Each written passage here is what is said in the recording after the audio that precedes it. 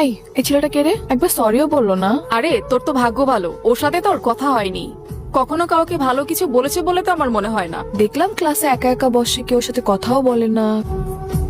Excuse me. Hello. জি আমি। আমার কলমটা পড়ে গিয়েছে। তো কি হয়েছে? তো উঠিয়ে দিন। আমি কলম উঠাবো? আচ্ছা থ্যাংক ইউ। ভালো থাকবেন আপু, আসি। এখানে থাকলে হয়তো কলম উঠাতে উঠাতে আমার পড়াশোনা আর হবে না। গাধা নাকি আমি? আপু? হ্যালো, আসসালামু আলাইকুম। কে? আমি তা তো জানি, কিন্তু কে আপনি?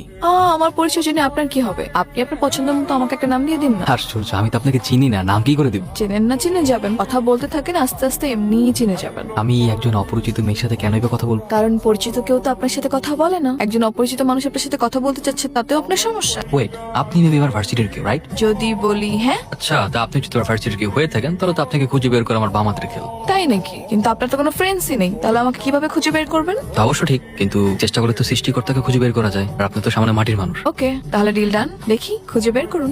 বাই। বাবা ডেকেছো?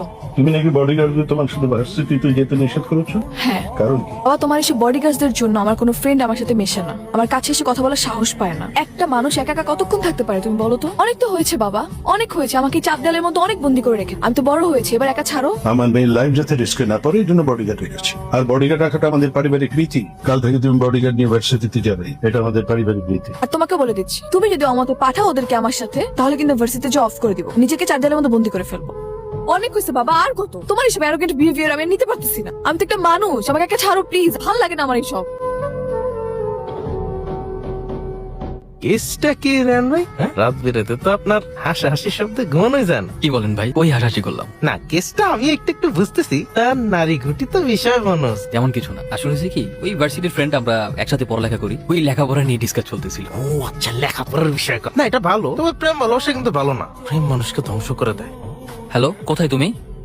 আমি তোমার কথা মতো ইউনিভার্সিটির পিছনে যে পার্কটা আছে না, সেখানে চলে আসছি। আজকে ওকে দেখা হবে না আমাদের? হ্যাঁ আসবো তো, কিন্তু আগে দেখি তুমি তোমার বুদ্ধি দিয়ে আমাকে খুঁজে বের করতে পারো কি। যদি বের করতে পারো তাহলে তো দেখা হয়েই যাবে, আর যদি না পারো তাহলে তোমার কপাল খারাপ। তোমাকে কিন্তু ব্ল্যাক শার্টে আছে খুব হ্যান্ডসাম লাগতেছে। আমি কতদিন যাবত পাগলের মতো তোমাকে খুঁজতেছি। কেমন মানুষ তুমি? একবার জন্য সামনে আসতেছো না? শুধু শুধু ভয়েস শুনে কি তোমাকে ট্রিট করতে পারবো নাকি? এই এত আকুল হয়ে গেছো কেন আমাকে দেখার জন্য? হ্যাঁ, যখন সামনে থাকি তখন তো একটু পাত্তাও দাও না, ঘুরেও তাকাও না। এখন তো কি? হ্যাঁ, আমি যদি সত্যি সত্যি তোমাকে চিনতাম, তাহলে তোমার উপর থেকে আমার চোখ কখনোই সরাতাম না। তোর এই অপমান আমি কোনোভাবে নিতে পারতেছি না, বুঝছস? তুই মাইর খেয়ে ফিরে আসছিস। আমি হলে কি করতাম জানিস? বাদ দে, তোর এমনি হাওয়া একটা রিভেন্স নেওয়া লাগবে। রিভেন্স বুঝতেছিস না? তুই ওর কারণে মাইর খাইছস, সেম তুই ওর একটা মাইর দিবি। আর আমি জানি ও এখন বডিগার্ড ছাড়া বাচ্চা দিতে আসে।